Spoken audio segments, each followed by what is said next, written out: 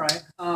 I'm just going to try to spend a few minutes. I don't know how much she would share with you, her friends, her life, because she tends to be for ourselves more of the martyr mom, and putting us forward constantly at her own pain and displeasure, which I've come to realize more and more now since her passing. But she was divorced by her father in the 70s, 3 sons to raise. Not an easy time in the 70s. They tried to say women's lib, but it was really difficult for her. I didn't have a checking account or anything. She was able to do that through debates over money.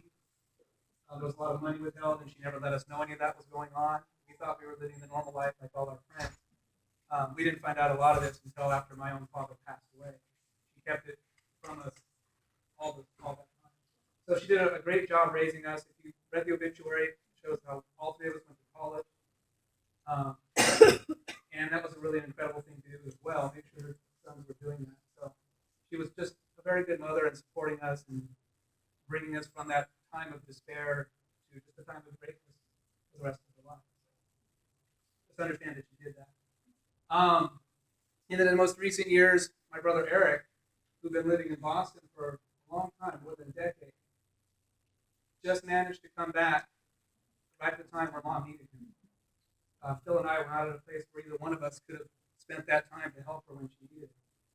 And I don't know how many of you are God believers, but I was reminded of the Genesis story of Joseph being sent away. Now, not into slavery by his brothers. I remember that one. God did it differently this time. But I really do believe that Eric was called back at that time to help her get through all that she needed at that time. So Joseph's brothers were helped, and myself, my brother, and my mom were helped when he came back.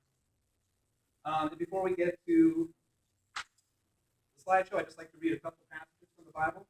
This is from Job. And this is kind of for you, her friends, and her family, the survivors, to help us realize that things are going to be okay as life moves on. I know that my Redeemer lives, and that in the end he will stand upon the earth. And after my skin has been destroyed, yet in my flesh I will see God. From Matthew, very quick one. Blessed are those who mourn, for they will be comforted. And I'm feeling very comforted today.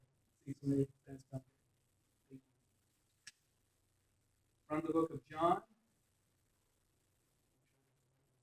Do not let your hearts be troubled. Trust in God. Trust also in me. In my Father's house are many rooms. If it were not so, I would not have told you. I would have told you. I am going there to prepare a place for you. And if I go and prepare a place for you, I will come back and take you to be with me, so that you will always be where I am. You know the way to the one place where I am going. And I do know that she's in heaven. Right? Us too.